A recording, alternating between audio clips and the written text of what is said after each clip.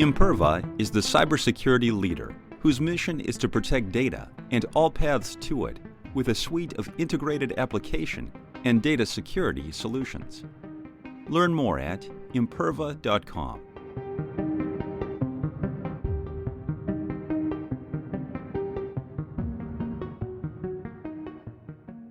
At Level Blue, we simplify securing your most valuable business assets by providing broad cybersecurity experience and award-winning services.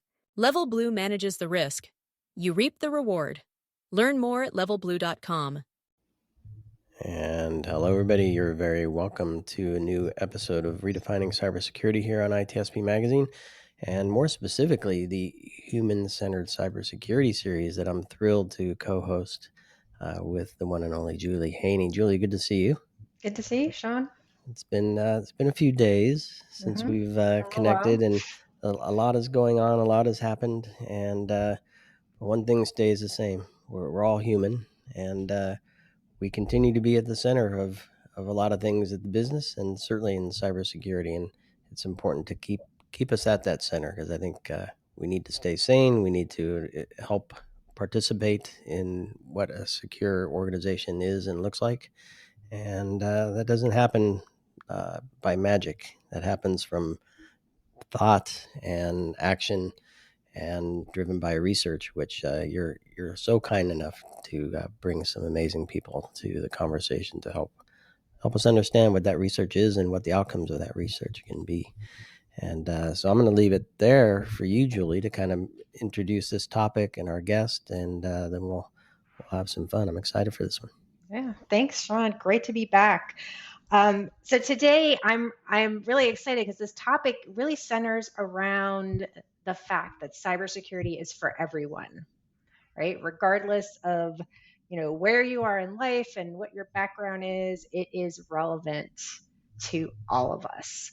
I'm very excited to have Dr. Aunshul Rege here to talk about some of the research and the efforts that she is engaged in to bring cybersecurity to everyone. So people with all kinds of different experiences and backgrounds and perspectives.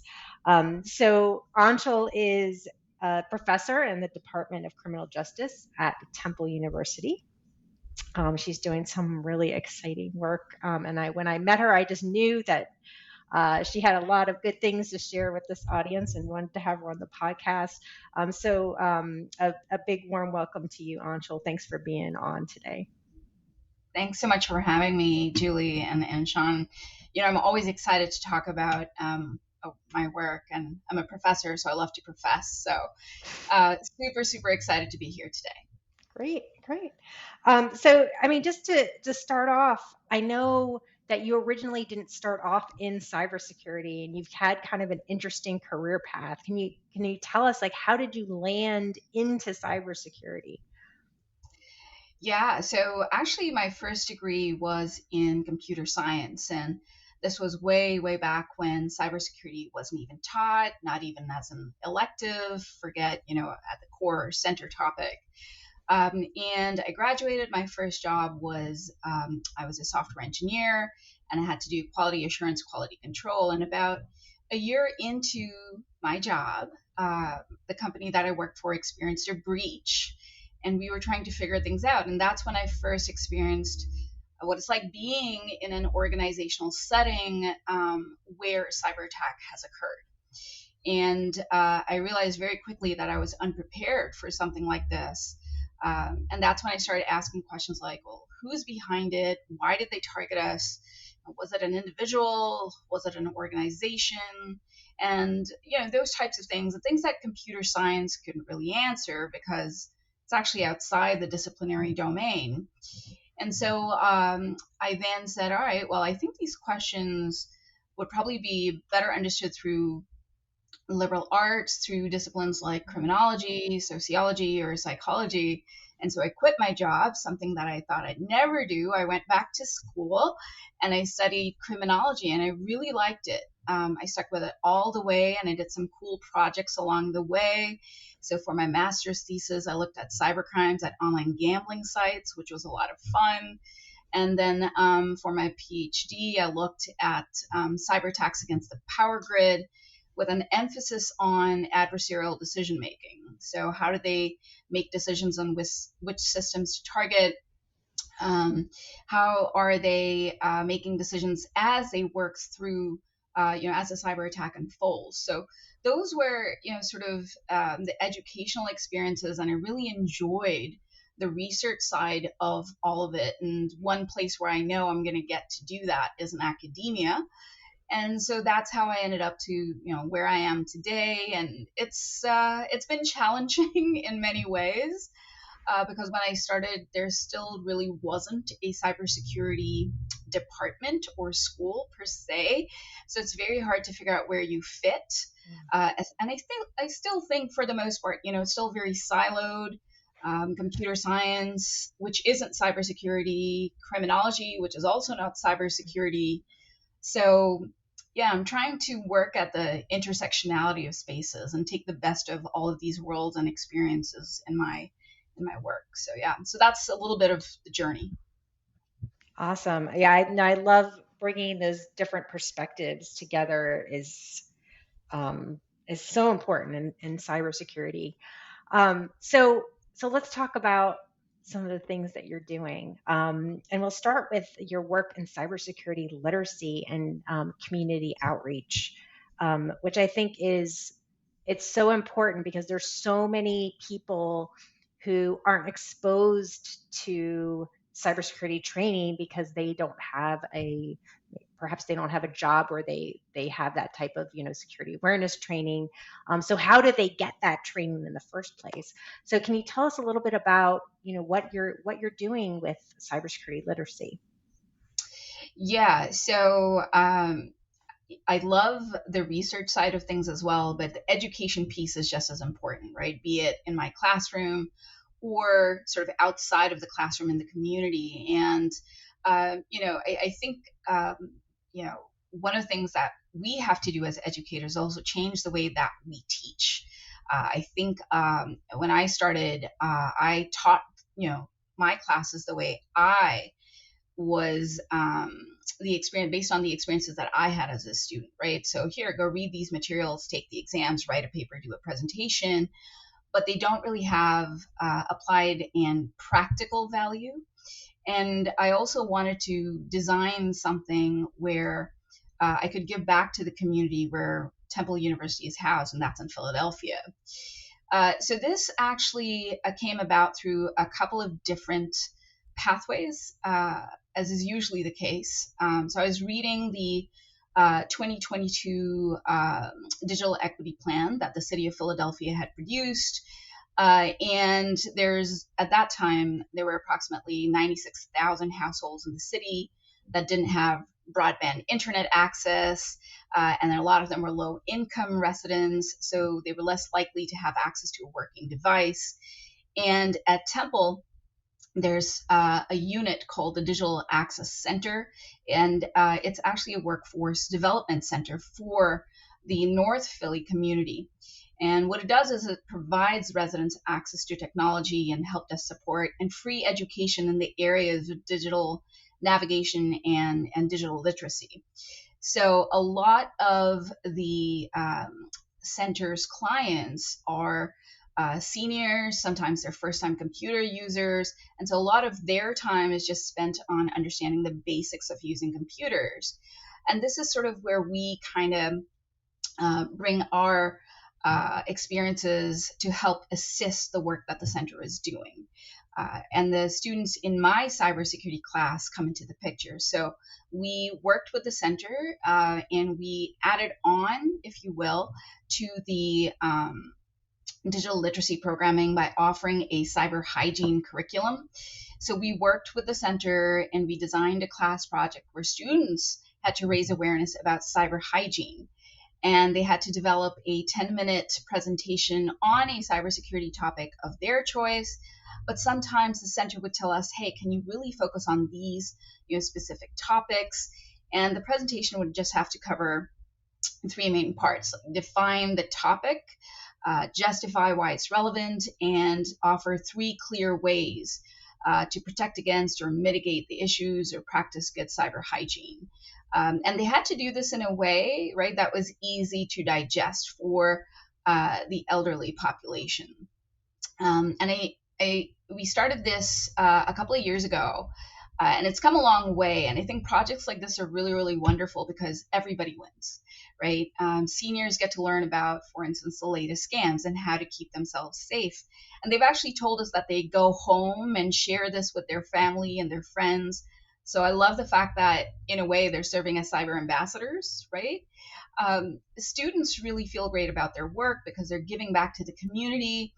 And from a career prep sort of perspective, they're building their presentation skills, learning how to communicate like maybe complex jargony topics, right, in an informal way, in an informal setting to an older population, while treating them with respect and dignity. So it often starts as a presentation, but it ends up becoming a conversation. And there's lots of stories and experiences that are shared both by the senior citizens and the students from my classroom. So it's really, really cool because you end up creating these shared experiences and safe and judgment-free spaces for everybody. So it's been a fun project, and it's continuing to evolve. Sounds super cool. And the first thing I think of is, how can you scale that? Only so many students, only so many programs, and obviously you're in the particular part of Philly. How do we do that broader scale? And I immediately go to the organizations that are doing awareness training, and so I have two thoughts here, and I want your perspective on it. So the first is, there's this awareness training, and tools are implemented. Let's say we're gonna educate you on phishing, and also we're implementing MFA, or multi-factor authentication. And the employee may or may not connect those two, but they are connected, right? So depending on how the awareness training is delivered, they might understand we're getting MFA to help combat the impacts of phishing. But without that connection, without the context, they see the tool, it inhibits their work. They see the awareness, they hopefully do things differently, don't put the organization at risk. But very seldom, in my experience, they bring that home. Very seldom do they share that with others around them, which you've been able to accomplish by the literacy part, being able to describe it in a way, make the connection, make it understandable. And so I'm wondering your thoughts on how we can perhaps build a broader program beyond the one that you're doing. And is there a way to leverage, I don't know, cross-curriculum stuff at universities, tap into the awareness training and organization? I don't know, just thoughts on all that. Yeah. Most of the organizations, like now I'm at Temple, but even before, when I was, working as a student, right, in different settings. So my exposure to training has primarily been what have academic institutions offered their employees. And it's typically once a year, an online module, and you go through it, and it's a quiz, or you complete it. If you pass, that's good. Or they have the phishing simulations, where if you accidentally click on something, you have to now go do some additional training. And there's, of course, those are good, but I think the way, so it's the content side of it. Of course, we want to cover those topics, and as you said, Sean, we want to make sure that folks understand the connections between these topics. But I think an equally important part is delivery, how it's delivered, how often it's delivered. What is the tone? What is the setting? How is it structured? Is it a quiz? Or, is it, again, that simulation type of exercise? Or is it something that's more hands-on, proactive? Is it more interactive? Is it through storytelling?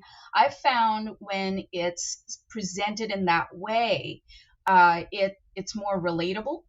And we realize that this is actually a very, integrated part of our everyday lives. So I think when you start doing more of that, so I think there needs to be a fundamental shift in the way training is done before we even think about scalability, right? And that requires, investment, both financially, bringing in different perspectives into how to do this training, doing a lot of research into what works and what doesn't work, getting into those metrics. And I've had endless conversations with many, many people about metrics. And Julie is the latest person that I've been speaking with about that, right? Like what works? And so the way we know, and a lot of times, especially when you're interacting with the community, which is my audience, I cannot frame it as a research project, right? So I cannot truly measure these things because I have to worry about trust. And I want to form and maintain those relationships over time. I want them to keep coming back, bringing their friends, their families into these types of conversations. And I know that it's working because when they come back, they do bring their neighbor or they do bring their grandchildren. So we had part of this is in the classroom. Well, we also have a cybersecurity day, right? Where everybody from the community comes together and it's literally, you see generations. So you'll see grandparents, their kids who are probably my age, and then their children who are, youth. And they're all having conversations about it. So I think normalizing is also something that's really, really important. Normalizing and changing the way we talk about it, making it relatable, making it conversational. I think those types of things I've found in my context to be very effective. Now, how would that map into an organizational setting? Is there truly a desire to move towards that, right? Go into that direction? Is there going to be a financial investment in these types of things? That's a separate conversation entirely, right? What are budgets allocated for and things like that. So I think a lot more needs to happen. Yeah, I think I completely agree with you about the delivery, the making things relatable, the building of trust, right? So coming across as credible as well. Yeah. And I'm wondering, because I know there's been a lot of research in the past looking at generational differences when it comes to technology and cybersecurity more specifically. And I know you've worked with different populations. So you mentioned some of the seniors, and I think you've worked with youth before as well. So what would be your recommendations for how to approach these different generations to really tailor the message so that it really does hit home, so that it is relatable, so that it addresses their needs? Like, what are some of those kind of generational differences that you see, and how does that change your approach to just talking to people about cybersecurity? Yeah. And this is, I always joke that nobody taught you, or at least when I was in grad school, nobody teaches you how to teach, right? They teach you how to do research, but they never teach you how to teach. And all of a sudden you're in academia and you have to figure out how to teach. And so I'm figuring things along as I go. And I think that's step one, just realizing that it's an evolving process, dynamic, especially every time technology changes or the latest thing comes out, right? You have to be able to adapt and realize that it's never going to be perfect, right? So I want to start with that. And I mentioned some of the work that we've been doing with seniors, but we do offer separate youth programming. And again, we cater the topics, obviously, that are more appropriate for youth. And again, we listen to our partners. So one of our partners, for instance, is the Juvenile Justice Center of Philadelphia, and they offer an assortment of programming, one of which is ours, right, to at-risk youth. Right. And so they come and say, oh my gosh, we've got a lot of our youth are the latest thing we're seeing is sexting. And this is huge. Can you talk about it? And it's a very difficult topic to talk about.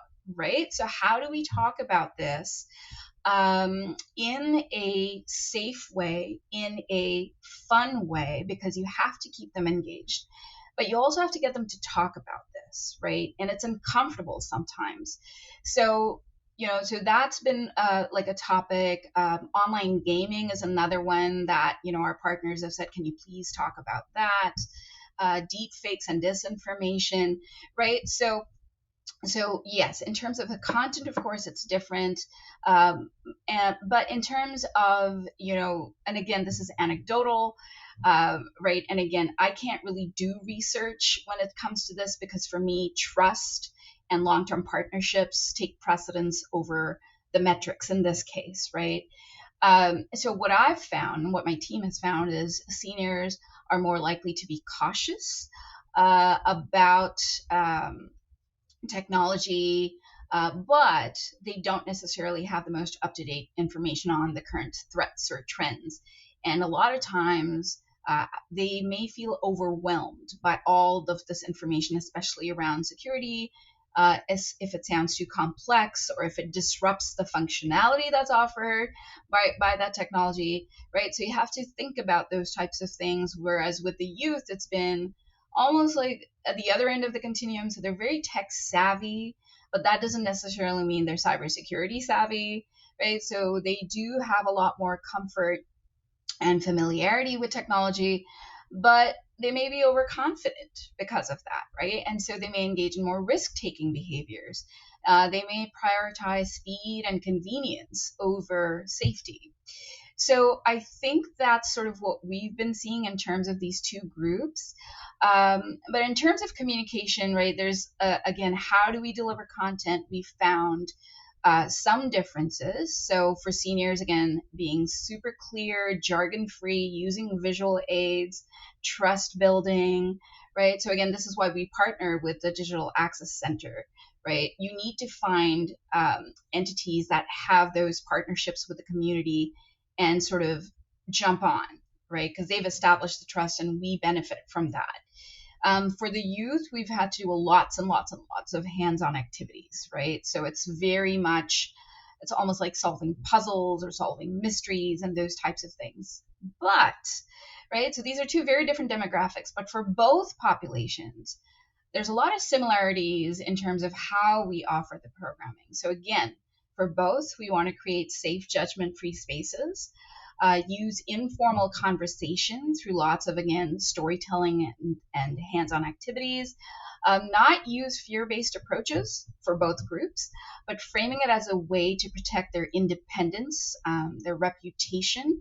That's been like, it's almost like, as opposed to fear, let's empower, right? So shifting the way it is, again, the tone, the messaging of it. Hearing the needs and experiences of the community and tailoring the content accordingly, right? It's very easy for us every semester. I could just be like, yep, we have these set slides. Here you go. We're going to do this. But the Access Center will tell us, hey, can you really help us do this? Or there was, when we went out into the hunting park community, they wanted something specific for their community residents. So again, listening and tailoring. And it takes more time, but it's definitely the way to go. And that helps build those trust relationships. I think what I've been doing, and again, just like I said, they don't teach you how to teach. They also don't teach you how to engage with community, right? So I've found that having getting community outreach and engagement training is important. So in my classes, I dedicate 2 classes where I bring in experts specifically on this, right, to talk with my students about this. So how do you design the content? How do you pick examples? How do you, deliver the presentation? How do you have meaningful and thoughtful conversations? So learning not just how to present, but present with community in mind. And the last thing I'll say on this is I'm not a fan of phrases such as you can't patch stupid or the human is the weakest link, because I do think the human is our strongest asset. And we really need to normalize cybersecurity conversations and do this early, right? So being mindful of tone, not framing ourselves as the experts, but rather immersing ourselves into conversations and truly being present and meeting people where they are. So I think those are some of the things, regardless of the demographics that you're dealing with, that you want to bring to the table. Oh, such good stuff. And you've mentioned metrics a couple times, and so I'm gonna say this. I think you can only measure something that you can see, Yes. and hopefully we're measuring it in the context of what you want to achieve. because you can measure a bunch of things in different ways, and it doesn't really mean you're going to get out of it or find the answer that you that you want. So how do you define what success looks like, and how do you measure that? Because I think this is generalizing, but I think a lot of the awareness training in organizations is measured by how many employees didn't click, or how many employees did the test, or how many employees whatever. And it's very tech driven, very action driven, but it doesn't necessarily mean that they caught on, doesn't mean that they embraced it, doesn't mean that it actually impacts or reflects in the security program or the business outcomes overall.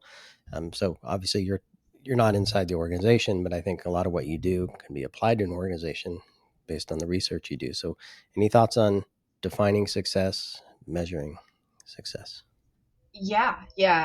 So from a student perspective, one of the things we do, let's say with the community outreach projects, is I get students to write reflections, right, about what they got out of it. And you can ask specific questions too, and it's not necessarily a quantifying metric, but a qualifying, right? So it's more qualitative data. But what did you get out of it? And one of the biggest things that has always come out ever since we've started looking at the reflection pieces, I really had to know my stuff for me to be able to go teach it to somebody else, right? And so I can give them the content, I can quiz them on it, and that's one thing.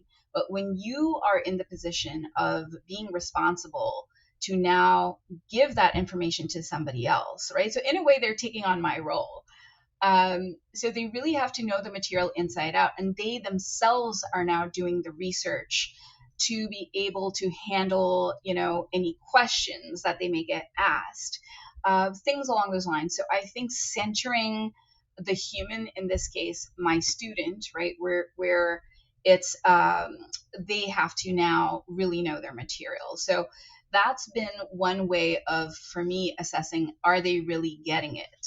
Right. So not just understanding it, but also delivering it. And through that, then, they've come and said, because I've met some of my students later on, and they've come and said, hey, I still have conversations with people, I still tell them, be careful what you do, you could get shoulder surfed, or you could get this, right? So that's been sort of one way of measuring that in my setting. The other issue that we have, which is not going to be in an organizational setting, not necessarily, is the turnover rate, right? So students take my class one semester and then they're gone. They never have to see me again for that class or do that project or anything like that. So is the metric that I've used, or how do I know that they've retained information? I don't really have a way of measuring that, right? But I know, right, in the few cases where they come back and tell me that, or when I see are the elderly folks bringing their friends, or when they, or the students who've taken our youth programming, they go and tell other youth at the Juvenile Justice Center, hey, next time this is offered, you should totally do it, right? So it may not necessarily be an indication of, what did I learn? But at least there's a hook that gets them intrigued and they want to know more about it. And that to me is a good starting point. Or when we have celebration ceremonies for either the seniors or the youth and their families come, you can hear through the buzz, right? Where it's like, oh yeah, I remember when you guys covered this information, and then my son came home and we were having a giant conversation at dinner time about this. Right. So to me, those few instances do demonstrate that something is working. And for me, even if it's just a conversation about it, that's a win for me. So that's how I, again, have looked at it as not necessarily a success per se, but certainly, moving in that direction, right? Like where we're normalizing having conversations about cybersecurity. Awesome. Great stuff. So I want to change gears a little bit, because I really want to get to some of the work that you've done with your social engineering cybersecurity competitions, because I think it's so interesting. And we mentioned before, when you were telling us about your background, how cybersecurity is very interdisciplinary, right? And I think sometimes that folks coming from other disciplines have a difficult time seeing themselves in cybersecurity because it's so tech focused. And I know you've been working on these competitions as a way to bring in students who are not in kind of the, quote unquote traditional cybersecurity fields um, into cybersecurity so that they get more of that experience. So can you tell us a little bit more about what you're doing?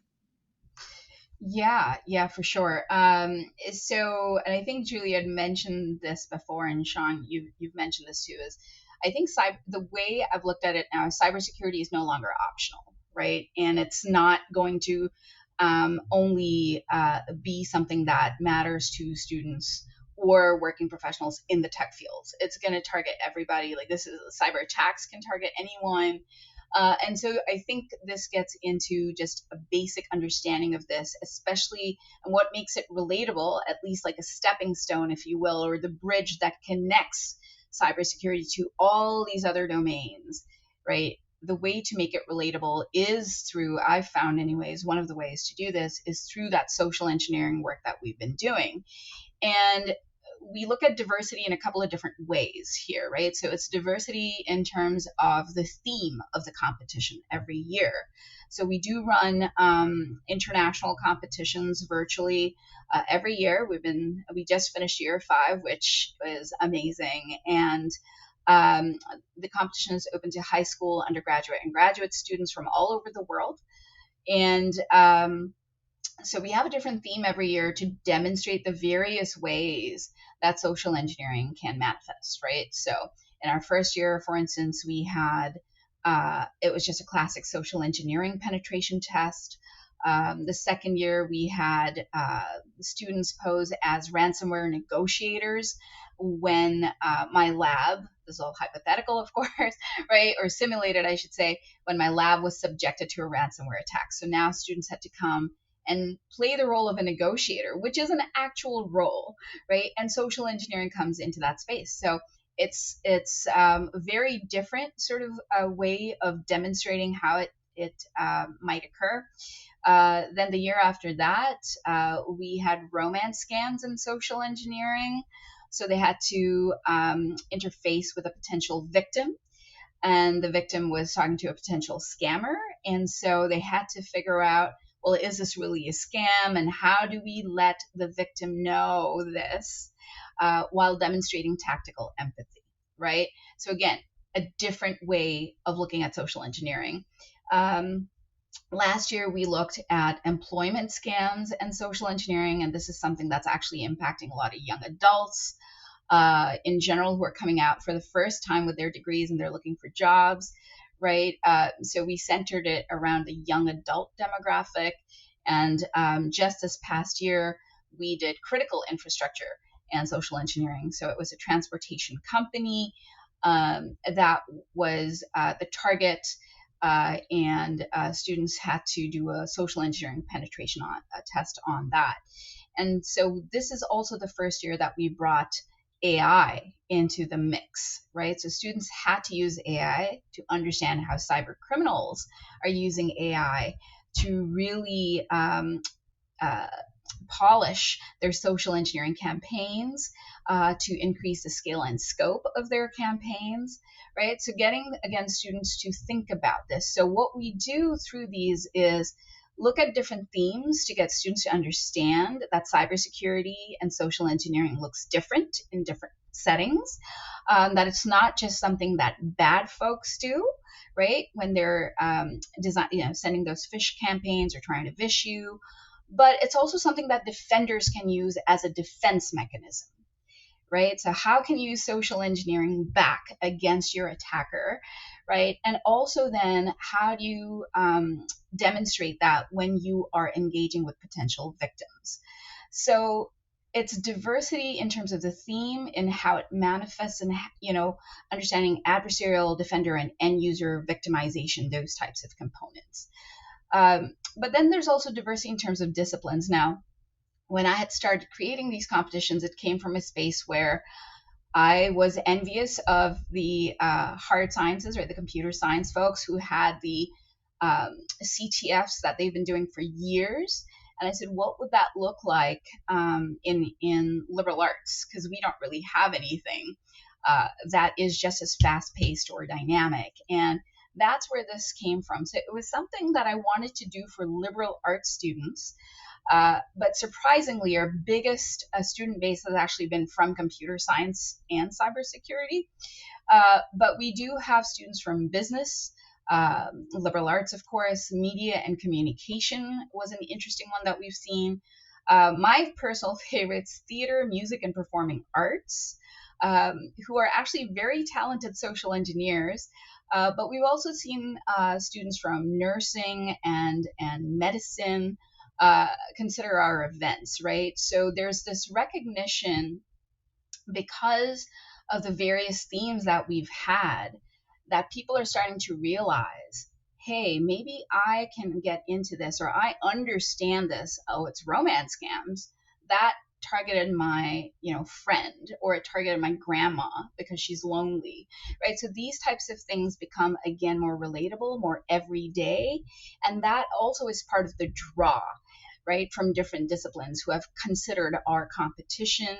It's also the cost of entry in terms of skill sets is zero, right? So you don't need to know how to code. You don't need to know networks. You need to know how to talk to people, right? You have experienced phishing, so it's something that you can understand, right? So that's the relatability that I was talking about. How do you make the event itself relatable, understandable, easy to comprehend, so that you draw the audience in and get them to think about ways that I can do this too. And that's what we've been trying to do. And I know, Julie, you have the point on the new program that Aunshul, the university is launching, correct?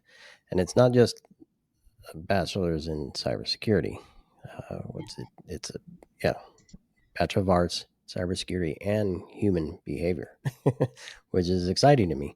I mean, I think every university should have a cyber program. Yours includes the human behavior part of it. What does that mean? How does that shape what the program is? Who joins the courses, and what they get out of it at the end beyond a traditional cyber only program? Right. And Sean, you hit it right there, right? It's the human behavior piece. And that's to start sending the message that liberal arts does play a role and actually has a lot to offer. So when we were deciding to create this program, one of the things, and I sat down, with the College of Liberal Arts and the deans and all of that, it was a lot of fun. But we wanted to bring those quintessential liberal arts skills and expertise to cybersecurity. So classic skill sets, right? Like critical thinking, problem solving, conducting research, communication, creativity, thinking outside the box, right? All of those types of things. How can you bring that into this world of cybersecurity? And so, so we have some new classes. And some of them, again, based on my own sort of experiences with the social engineering competition or the community work that we're doing. These are now actual classes, which are really, really cool, right? So there's a class on social engineering. There's a required class on community engagement, where students are going to have to rotate, right? So 1 month they might do programming for the elderly. The next month they're doing programming for youth. The next month they're doing programming for local small businesses and nonprofits, right? So again, these are the different demographics that you have to be able to communicate with. Classes on ethics and AI, surveillance and privacy, right? Cyber politics. So these are just some of the courses. And for at least the courses that I'm going to be responsible for, I'm actually borrowing the trade school mindset. And by that, I mean the first 1/3 is just about understanding the concepts, right? But the majority of the class is in applying those concepts. So through practical hands-on projects. So social engineering penetration tests, right? Community outreach and engagement, developing a governance risk compliance assessment for a local community organization.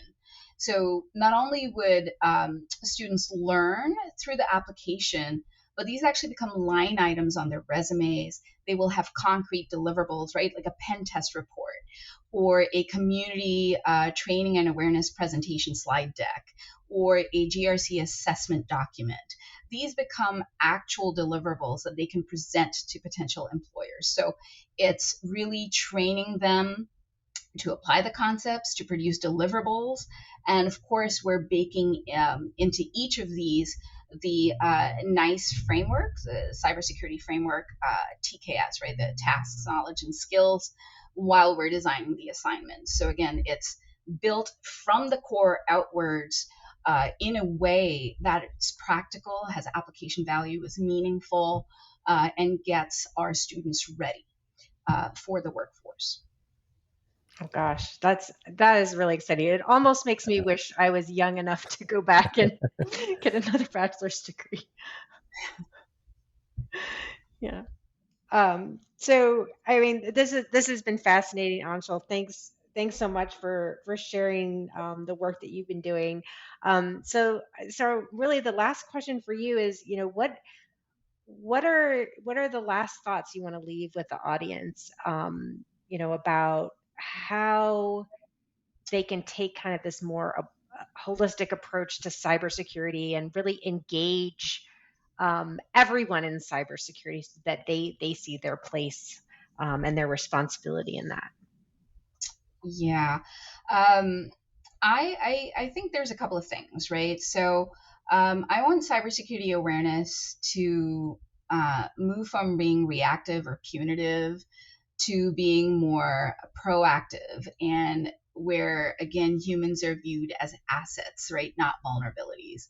So I think building trust, even in your employees, so that they feel comfortable reporting things or asking questions without fear. And of course, that's not possible in all environments, depending on the nature of the work. But if it is possible, shifting that mindset, I think, is important. I don't think security should feel like an extra burden or a checklist item, right? It's not just performative. It's the messaging has to be that this is part of our daily tasks. It is, again, that no longer optional. It fits naturally into your work environment. And I think when you start doing that, it's more likely to stick with people. Just realizing that, again, it's a human, right? We are shaped by habits, social norms, incentives, cognitive biases. So are we really bringing in psychology and social sciences and liberal arts, right, into these conversations, and designing programs that are not just those once a year training or those click, and go get training. So my hope, again, as an educator, but also as a liberal arts faculty, is I would love to see students from liberal arts fields bring their unique perspectives in these types of areas. So I'd love to see more internships and early career roles for students who have just graduated, right? And start, again, embracing these fields as opposed to saying, oh, you don't have the certification, sorry, you can't get the job, because you may not necessarily need the certification for that kind of stuff, right? So just recognizing these different skill sets, welcoming these and valuing these and integrating these into existing structures, into your work environments, I think would be a wonderful message to send to the next generation. So cool. Awesome. Well, thanks so much again, Aunshul. I mean, that's great advice. There's been lots of great tidbits throughout that I hope our audience takes to heart. And I'll turn it over to you, Sean. I'm so appreciative for you to join us here and share all the cool things you're working. I want to work on stuff like that too. It sounds fun. And you're always welcome to join us. All right, I'll see if that's possible. That could be good. And Julie, you're amazing as always to bring really cool people to the show and shed some light on this important part of keeping the human in the center of cybersecurity and understanding behavior and trying to achieve the outcomes we want with the human right there in the middle. And so I'm always thrilled to have these conversations. And Aunshul, I'm thankful for you joining us. Julie, good to have you on again. Hopefully it won't be so many days between now and the next one. And everybody listening, I'm sure you're thinking about how this might impact you and maybe some changes you might make in your personal life, perhaps in your career, if you're a security leader or a practitioner listening. Many of you are. Perhaps this has a way for you to think differently about your own security awareness programs or broader security programs as well, where the human is at the center. And I think the call to action here is universities do more, like Anshul's doing and Temple is doing, and Temple, keep up the good work, continue to expand, and everybody listening, contribute to the community so that those things can actually succeed on a broader scale. So with that, I will say thank you all again, and appreciate you all joining. Do subscribe and share, connect with Julie and Aunshul, and we'll see you all on the next Redefining Cybersecurity and Human-Centered Cybersecurity sub-series here on ITSP Magazine. ThreatLocker is a zero-trust endpoint protection platform providing enterprise-level cybersecurity to organizations globally. With ThreatLocker, you only allow what you need and block everything else, including ransomware. Learn more at threatlocker.com. At Level Blue, we simplify securing your most valuable business assets by providing broad cybersecurity experience and award-winning services. Level Blue manages the risk. You reap the reward. Learn more at levelblue.com.